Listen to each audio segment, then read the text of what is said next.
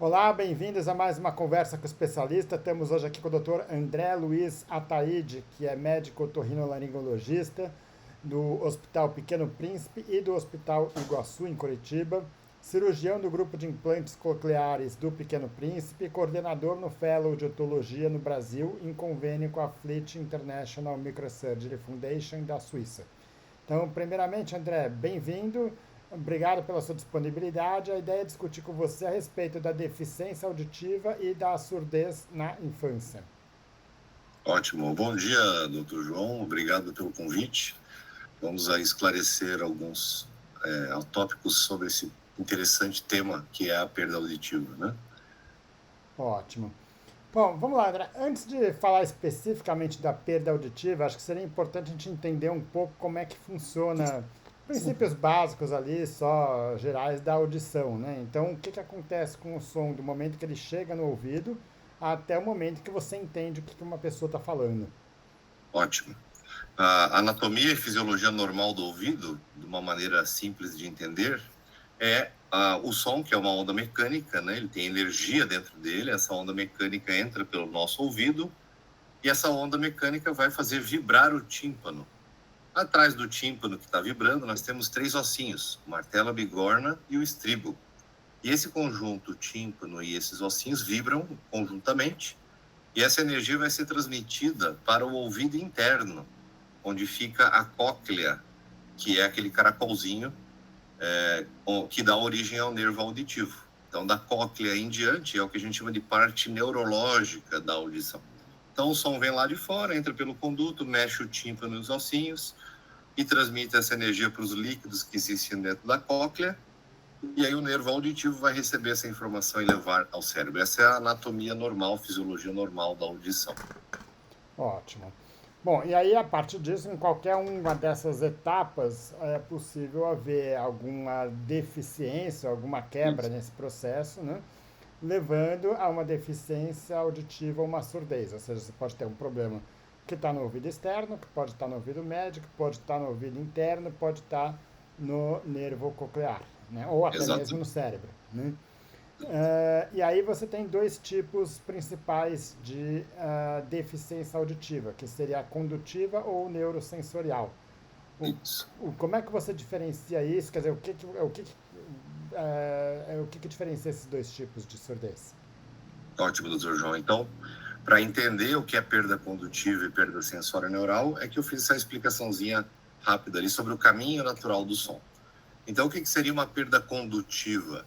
Uma perda condutiva é um paciente que tem uma cóclea, um nervo auditivo lá dentro, no ouvido interno, intacto, bom, que funciona bem, mas que por algum motivo o som não consegue ser conduzido até lá. Por isso se chama perda condutiva. Isso normalmente é por algum problema no ouvido externo, um paciente que tem um conduto fechado, por exemplo, estenosado. Uma própria rolha de cera pode causar, mas é fácil de remover e melhora a perda, né? Mas só como exemplo. E problemas no tímpano e algum outro problema naqueles ossinhos que eu falei, no martelo, na bigorna, no estribo.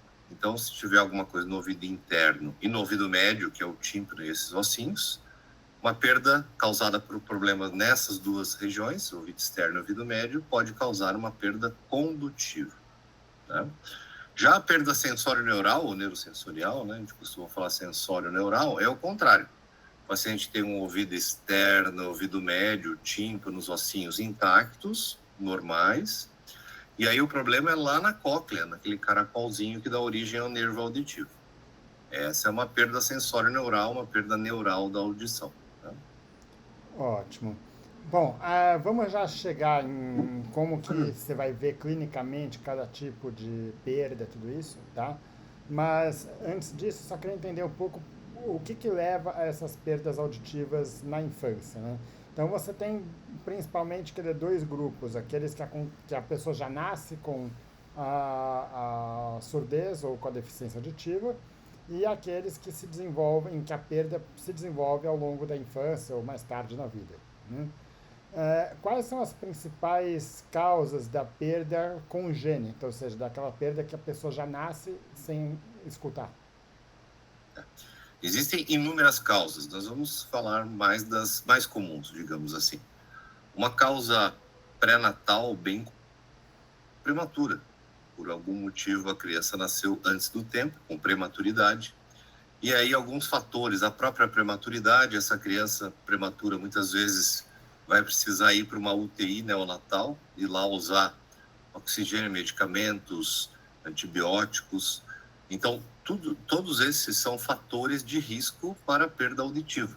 Então, a criança pode adquirir essa perda, ela não, na gestação, na barriga da mamãe, ela não era surda ainda, mas por ter nascido antes do tempo, todo o sofrimento da prematuridade pode lesar a audição.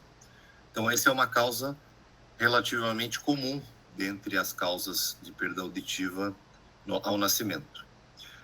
Outros motivos podem ser genéticos, metabólicos, e aí, nesse caso, a audição já pode estar comprometida ao nascimento, ou a criança pode até desenvolver algum grau de audição, às vezes até de linguagem, e do meio da infância em diante, a audição começa a cair e fazer uma perda progressiva. Isso também pode ocorrer. A criança nasce com alguma audição e depois esse resíduo vai se perdendo. Tá. Infecções... Isso. Aí uma outra causa comum são as infecções da infância, né? A rubéola geralmente causa perda já na gestação também. A criança já pode nascer sem a audição por uma infecção de rubéola durante a gestação que a mãe teve. Infecções durante a infância, sarampo, febres em geral, citomegalovírus.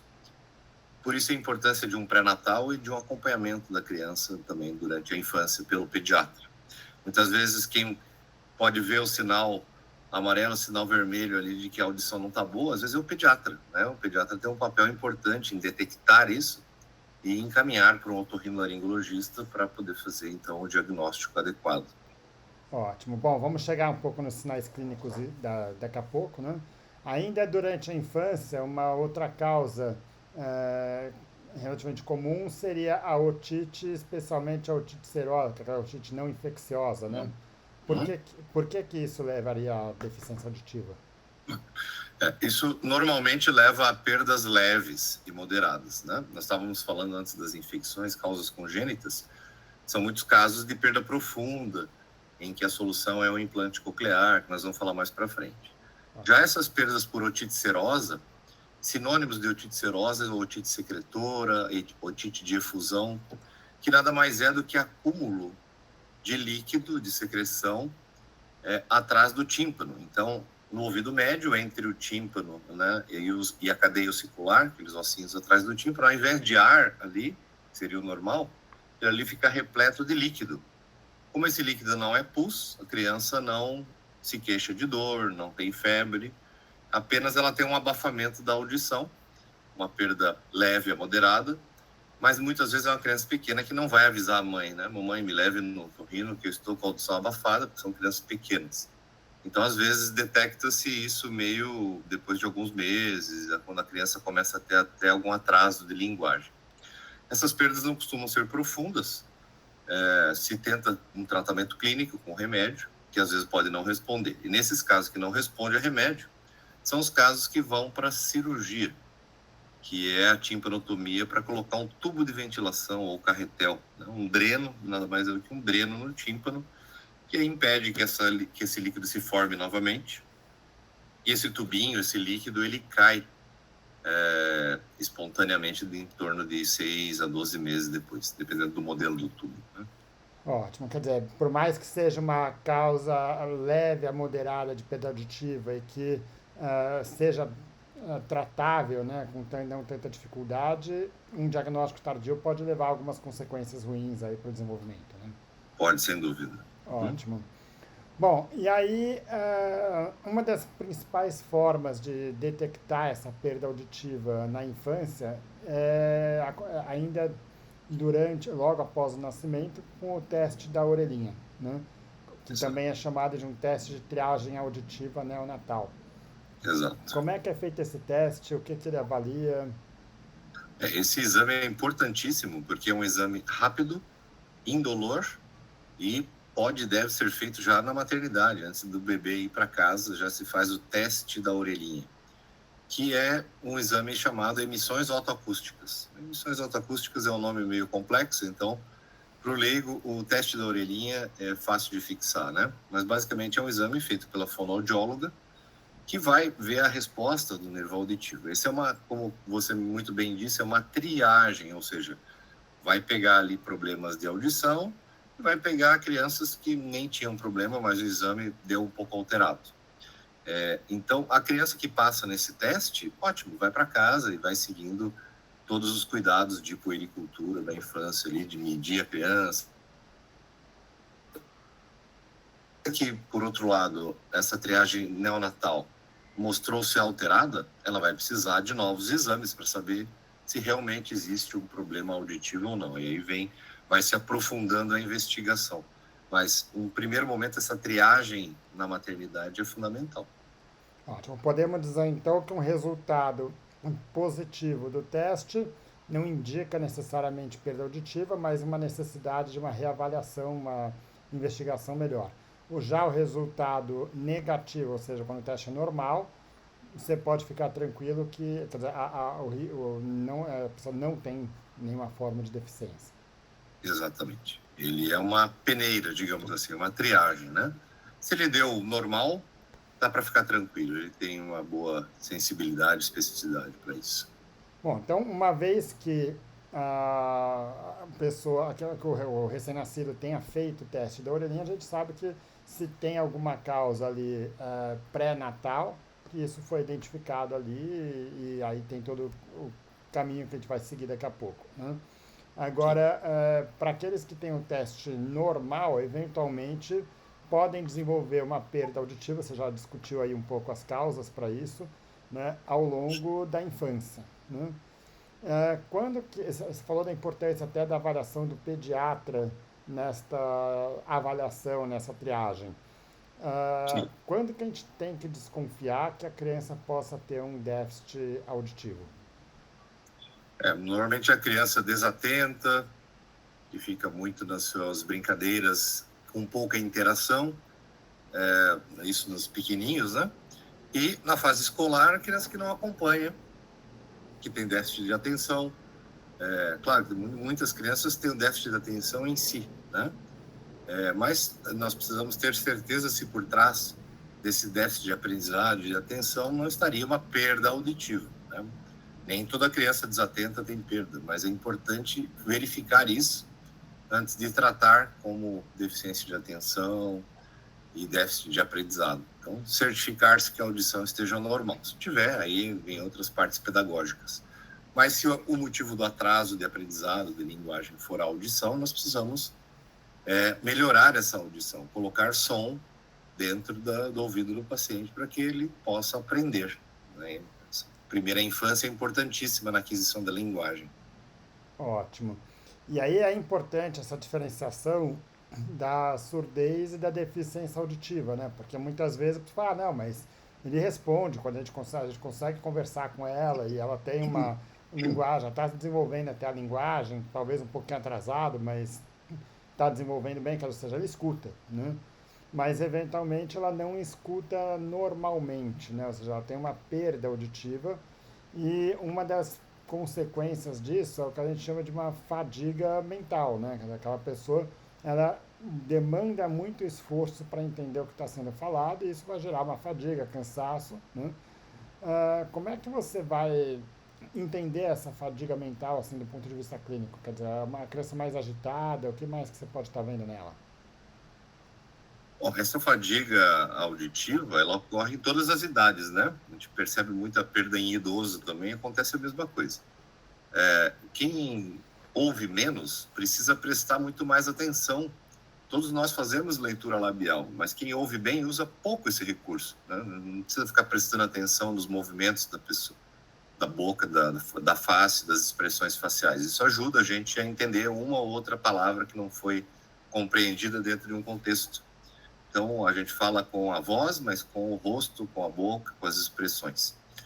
Conforme a pessoa vai tendo perda auditiva, ela precisa se apoiar cada vez mais nessas expressões, nos movimentos do lábio, para poder compensar a perda que ela tem. E isso cansa, né? Então, quanto maior a perda, mais energia o paciente precisa despender para estar olhando para o interlocutor, para a pessoa com quem está conversando e prestar atenção nas expressões dela para tentar compensar a perda auditiva. Então, se for uma perda auditiva leve, a pessoa cansa menos, mas conforme essa perda vai se aprofundando, a pessoa cansa cada vez mais. Por isso a importância de achar uma solução para a audição, seja uma prótese auditiva convencional, aparelhinho auditivo ou outras soluções cirúrgicas, né, que nós podemos comentar na sequência. Ótimo. Só para finalizar essa parte ainda de clínica, né? Sim. A escuta é uma habilidade que ela é fundamental no desenvolvimento da criança nos primeiros anos de, claro, em qualquer idade, mas nos primeiros anos de vida a gente fala porque é onde está tendo todo o desenvolvimento neurológico, neuronal, enfim, o desenvolvimento da linguagem, né? Quais são as consequências de você ter um diagnóstico tardio de uma perda auditiva? Um diagnóstico tardio de perda auditiva, a gente, infelizmente, ainda vê alguns, menos do que via, né?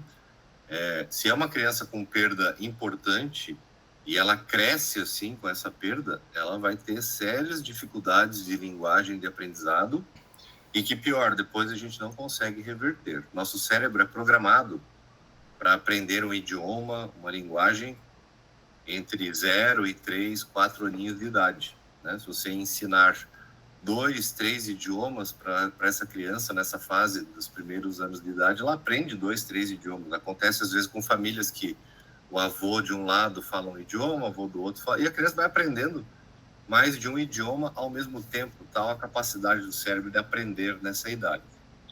E se a gente não ensinar idioma nenhum, que é o que acontece com a criança surda profunda, né, que tem surdez, perda auditiva profunda, essa criança não vai aprender linguagem nenhuma, né? É o erroneamente chamado surdo-mudo. Ele não é mudo, na verdade, é uma criança surda profunda. Primeiro a gente ouve mamãe, depois a gente fala mamãe, a gente ouve papai, depois fala papai. Então a linguagem começa com uma boa audição. A gente aprende ouvindo e repete. Se a criança não ouve, ela não vai falar, mas ela não tem problema nenhum na voz, na fala, é porque o cérebro dela não conhece essa linguagem que a gente fala no dia a dia porque ela não escuta, né? E às vezes o diagnóstico é tardio e a criança tem um comprometimento de linguagem para sempre. Tá, então ela pode usar o aparelho, ela pode desenvolver métodos de audição mais tardiamente, mas isso vai talvez minimizar, mas não vai fazer um desenvolvimento normal da linguagem, seria isso? Exatamente. É como nós adultos, depois de adulto, querer aprender um idioma novo. Nós aprendemos, mas a gente vai ter que dedicar tempo e energia enormes para aprender um pouquinho assim. E na infância é o contrário. A criança dedica um pouquinho de tempo e aprende muito daquele idioma, porque o cérebro está programado para esse aprendizado lá no início da vida. Depois aprende, mas é muito mais difícil. Ótimo. Bom, nesses casos em que a deficiência auditiva, ou especialmente deficiência profunda ou surdez, se desenvolve após o nascimento, a gente ainda divide isso em dois grupos, né? Aqueles que perderam a audição antes do desenvolvimento da linguagem, que é o que chama surdez pré-lingual, dos casos em que a pessoa desenvolve a linguagem, ou seja, ela aprende a falar e a escutar, e depois disso ela perde a audição. O que muda nessa situação? Era mais ou menos o último exemplo que eu dei, né? Se a criança tem uma surdez pré-lingual, quer dizer o quê? Lingual vem de linguagem, né? É a criança que perdeu a audição antes de aprender a falar. É essa criança, esse bebezinho, que se nós não protetizarmos, não colocar alguma coisa lá que dê som, essa criança vai crescer sem ouvir e vai crescer sem adquirir linguagem. E aí vira o surdo profundo que não fala, né? Que usa libras, enfim. Porque não foi protetizado, então ele não usa o mundo dos sons, ele acaba usando a língua de sinais, né? Que é uma forma de comunicação boa, sem dúvida, mas não fica inserido no mundo dos ouvintes, é mais difícil, né? A vida da pessoa. Já o surdo pós-lingual, ele é mais fácil de reabilitar depois. Mesmo que o cérebro fique um tempo sem escutar, existe uma memória auditiva. O paciente conhece aquela linguagem. Faz tempo que o cérebro não escuta sons, porque o ouvido não está funcionando, Mas na hora que a gente acha uma solução auditiva e o paciente volta a ouvir, o cérebro fala, eu conheço essa linguagem. E o paciente volta a uma vida rápida de comunicação muito mais ligeiro, muito mais eficaz, né? Então, o pré-lingual é um desafio de tempo. A gente precisa sempre correr bastante com a criança surda pré-lingual. Se ela crescer assim, haverá problemas, deficiências para sempre, né? Já o pós-lingual, a qualquer momento, voltando à audição, ele volta a uma vida normal. Ótimo. Bom, voltando naquele processo, né, no sistema auditivo que você discutiu no começo, começando com ouvido externo, ouvido médio, ouvido interno, cóclea, nervo auditivo, cérebro, né? A gente pode ter uma quebra em diversos pontos desse sistema, né? E aí, uma outra consequência disso é o que a gente chama de transtorno do processamento auditivo central. O que seria isso? Como é que a gente diferencia isso da surdez, vamos dizer, condutiva? Muitas vezes a família, os familiares percebem, mas essa pessoa, a gente fala, ela não entende. Então, ela está com problema auditivo. Aí esse paciente vai lá, de fato ele tem uma dificuldade para compreender o que as pessoas falam, e faz os testes auditivos e a audição vem normal. Por que a pessoa não está entendendo, então, se a audição está normal? Porque muitas vezes o problema pode ser de processamento das informações. Lembrar que a gente enxerga e escuta, em última análise, com o cérebro. Os olhos e os ouvidos são a captação da imagem e do som. Então, às vezes, a pessoa pode ouvir bem com o ouvido, o som, essa informação chega no cérebro, mas no cérebro a pessoa tem dificuldade em processar essa informação e dificuldade de compreender. Isso dá para diagnosticar através de exames feitos por fonoaudióloga, que são os testes de processamento auditivo central, né? Existem testes para isso. Mas basicamente é uma pessoa que consegue escutar, mas não consegue entender o que está sendo falado, né? Exatamente. A pessoa tem seja, dificuldade de entender. Se der um barulho muito forte atrás dela, ela vai perceber que teve alguma coisa ali, só não vai entender talvez o que... Se cair qualquer objeto, a pessoa escuta, passa uma moto, O problema é entender a mensagem, não é detectar sons. A pessoa detecta sons e muitas vezes pede para repetir, não entendeu, mas não é porque não escutou, é porque escutou, mas não consegue processar bem aquela informação a nível cerebral. Por isso, processamento auditivo central. Central quer dizer de sistema nervoso central, de cérebro. Ótimo. Então, os ouvidos, a captação está ok, mas a nível cerebral o paciente não consegue processar bem essas informações auditivas que foram captadas. Ótimo. Bom, discutimos aqui um pouco como como entender essas crianças, que essas crianças possam estar tendo uma deficiência auditiva, quais são os sinais clínicos para isso, né? E aí você tem os testes diagnósticos para avaliação da deficiência auditiva. Você tem aí basicamente 2 tipos de testes que vão ser indicados a depender da idade, que seria o BERA e a audiometria, né? Inicialmente com o BERA, quer dizer, o que é o BERA, como que ele é feito, quando que ele é indicado? Eu acho que seria interessante, antes de explicar o BERA, explicar a audiometria convencional, né? Porque a audiometria convencional, porque o exame é pedido nessa sequência, né? É comum, quem não é da área, achar assim, a audiometria convencional, que entra numa cabine acústica e faz os testes, isso é para adulto, e como criança não responde, o BERA é para criança. Não é bem assim. Existe audiometria para criança. Por isso que é importante. Só que a audiometria para criança exige uma habilidade da fonoaudióloga. Não é toda fonoaudióloga que consegue fazer a audiometria de criança. Ela não é igual à audiometria de adulto. Ela chama-se audiometria comportamental.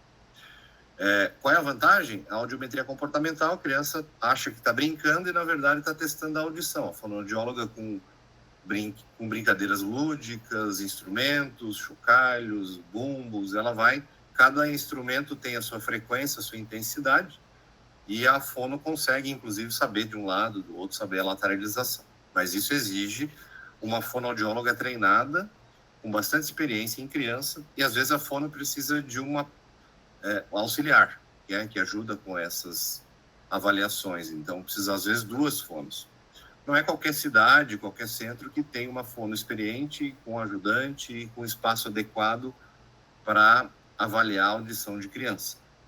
Então, para isso existe também o BERA. O BERA é usado não para substituir a audiometria, né? Só uma coisa, a audiometria comportamental, que é o que você falou, ela pode ser feita em qualquer idade.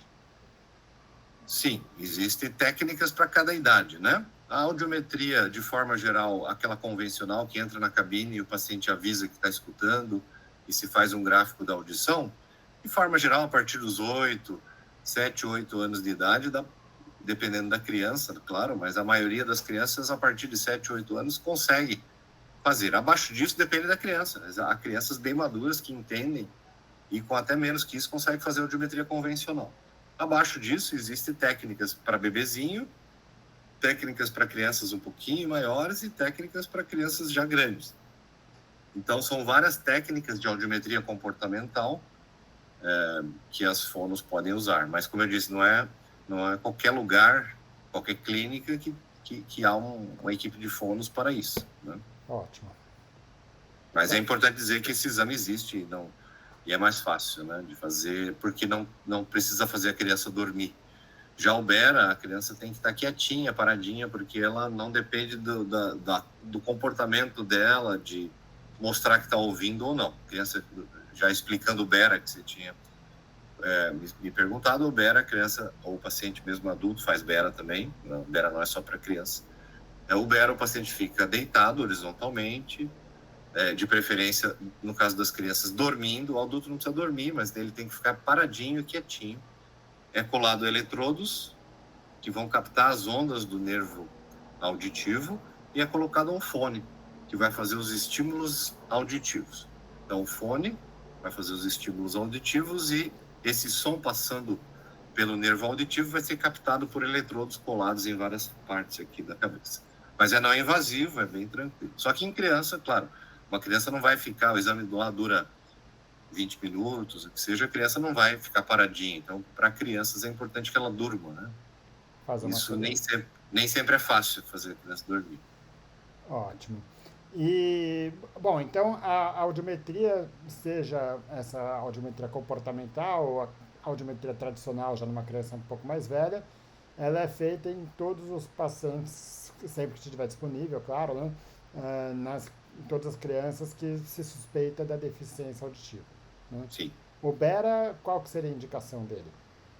O BERA, para crianças, ele serve como uma investigação a mais. Por exemplo, a criança, nós estávamos falando do lado da triagem neonatal, né? Do teste da orelhinha.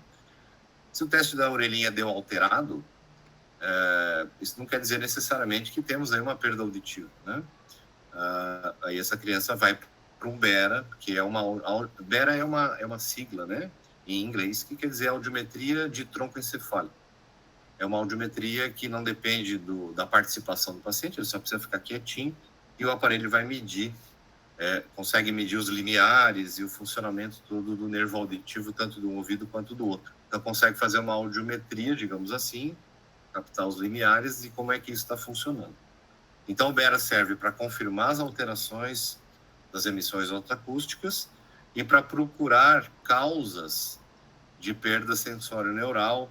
Então, assim, isso é raro em criança, mas em adulto pode haver um tumor do nervo auditivo, chamado neurinoma. O BERA também pode mostrar atrasos na onda no nervo auditivo que mostram, né, que sugerem a presença de um tumor. Então, o BERA tem muitas aplicações. Na infância é uma aplicação grande. Ótimo. E aí, só tentando seguir aquela sequência, porque até na hora que a gente for discutir o tratamento, depende muito de onde está o problema, né?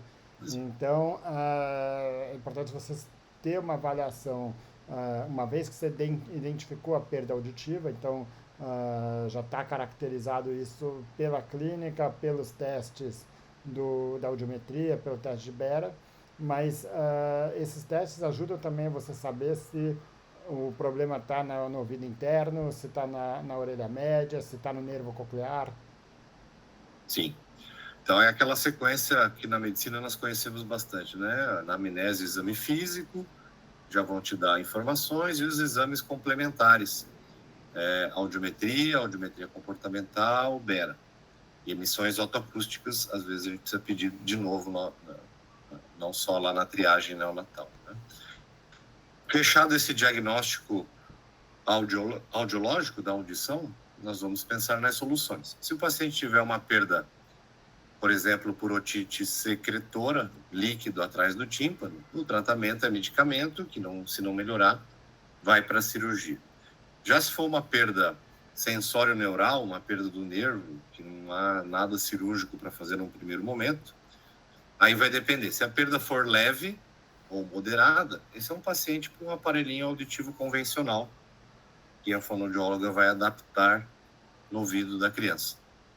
Se a perda for severa ou profunda, aparelhinhos auditivos convencionais não vão ser suficientes para melhorar a audição. Aí, nesses casos, é que vem as próteses implantáveis, que a mais usada delas é o implante coclear, né? Tá, não, mas só antes dessa questão do tratamento, estou pensando ainda no diagnóstico, né?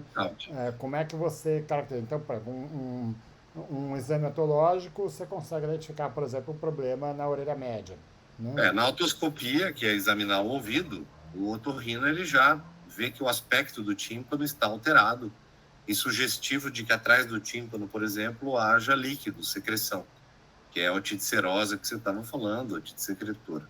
Há uma audiometria e uma impedanciometria, que é um teste que se faz sempre junto da audiometria, vão confirmar isso, que o tímpano não está se movendo e aí atrás do tímpano existe líquido. Então, o exame clínico, otoscopia, junto com o exame complementar, audiometria e impedanciometria, confirmam o diagnóstico. Um diagnóstico relativamente simples de fazer. Tá, e aí quando você pega uma perda auditiva mais grave ou profunda, as causas, poderia dizer que as causas mais comuns para isso estaria já na cóclea, no ouvido interno? Exatamente. A cóclea é o principal motivo disso, né? Existem as causas, como nós falamos no início da nossa conversa, já pré-natais, né? Ou de prematuridade, de antibióticos ototóxicos usados em UTI, que às vezes são necessários para salvar a vida do bebê, mas podem afetar a audição, e causas adquiridas ou genéticas. Mas como é que você identifica um problema?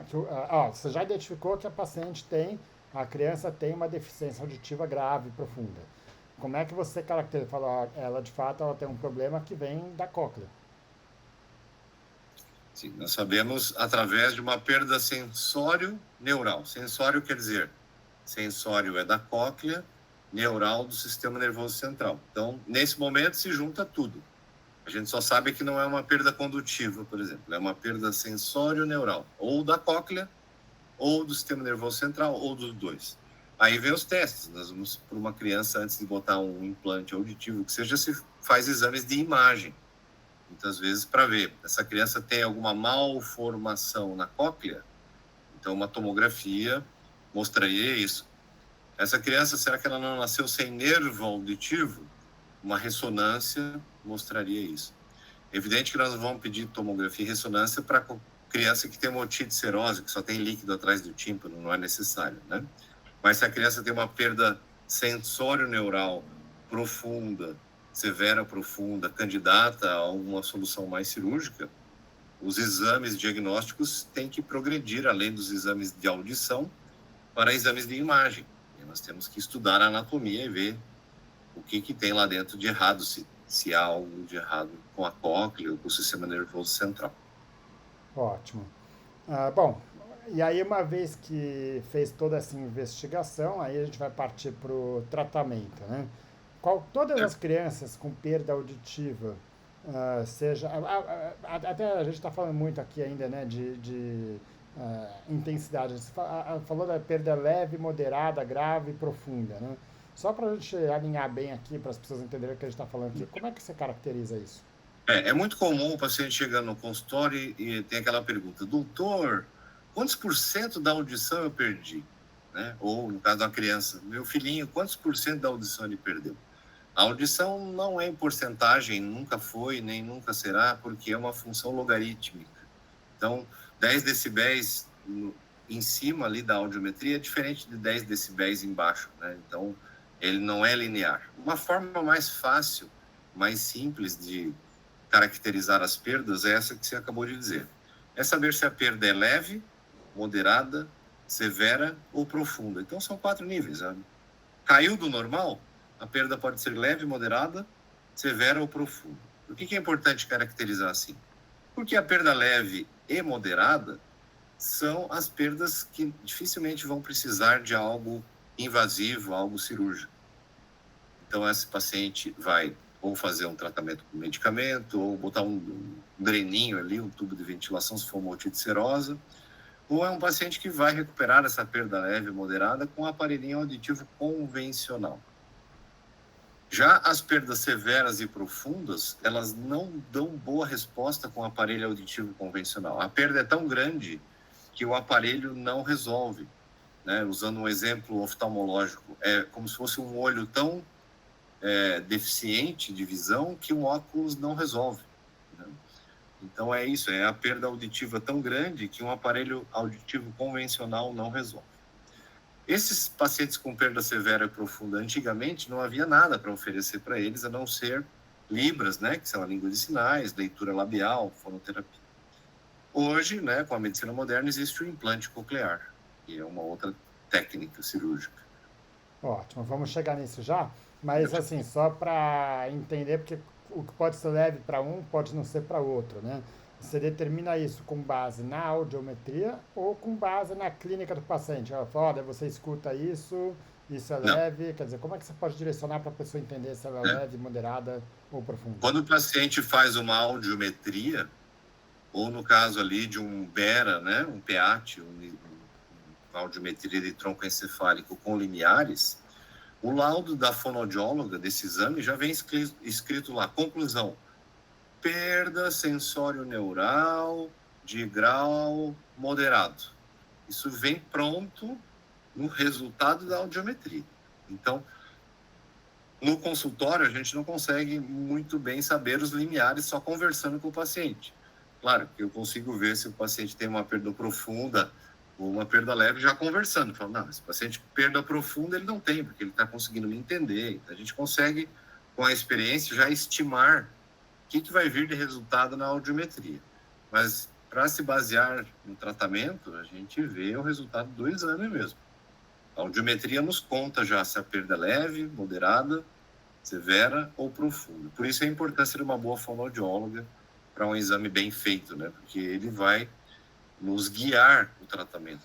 Isso é muito importante. E além disso, a audiometria indica também se é condutiva, se é sensório neural. Sim, exatamente. Tá. A audiometria e a impedanciometria, que mede a mobilidade do tímpano, né?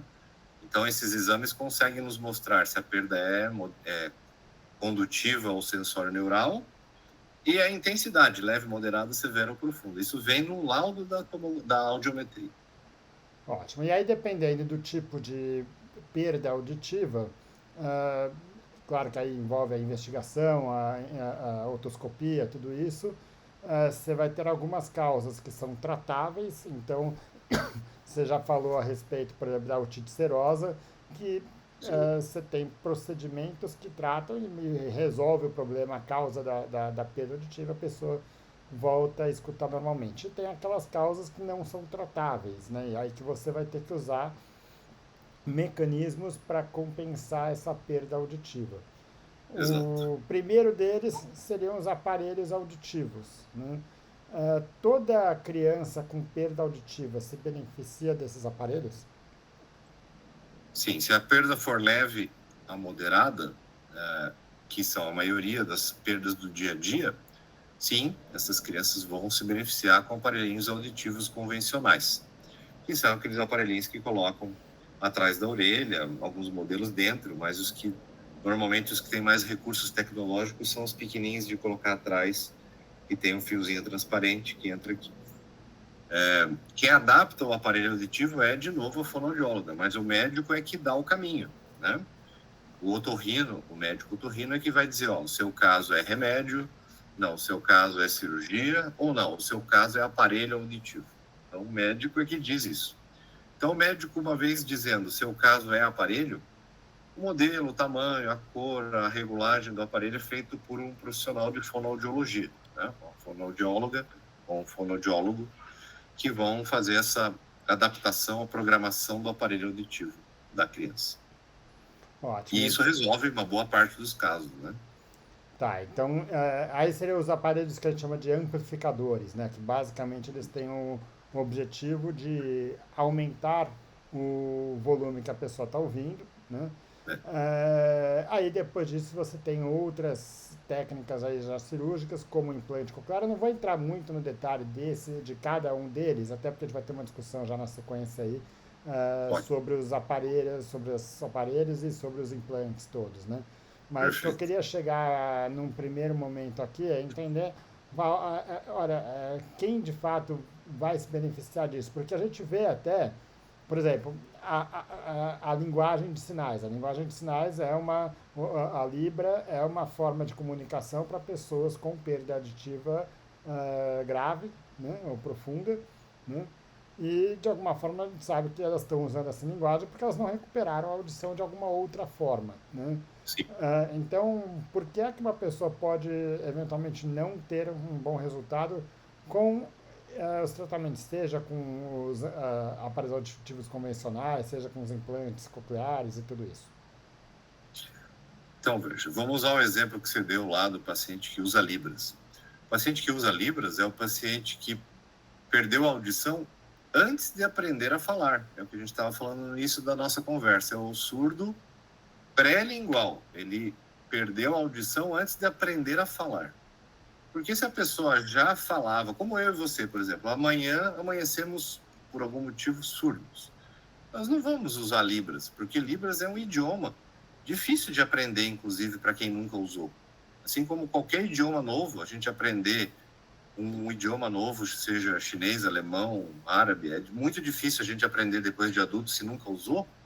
Libras é igual. Se eu e você quisermos aprender Libras, nós vamos ter que dedicar muito tempo. É uma língua de sinais, língua brasileira de sinais. Então, Libras é um idioma. Então, a pessoa que ouve e de repente e fala e tem uma vida normal de linguagem e perde a audição, essa pessoa não vai usar Libras. Ela vai aprender leitura labial, ela vai tentar aprender alguma outra forma de se comunicar, né? Isso no caso de surdez severa ou profunda. Tá. Já Mas ainda nessas pessoas, os aparelhos dele, sempre vai ter algum aparelho auditivo para recuperar a audição de alguma forma para ela? Ou não? Olha, tem vezes que o aparelho não é uma alternativa. Então, vamos voltar lá nos níveis. Leve, moderada, severa, profunda, as perdas, né? Por que a gente separa assim? Porque leve e moderada vão responder muito bem a aparelhos auditivos convencionais. Vão responder bem. Não precisa outra coisa. Normalmente não precisa. Já as perdas severas e profundas não vão responder bem ao aparelho convencional.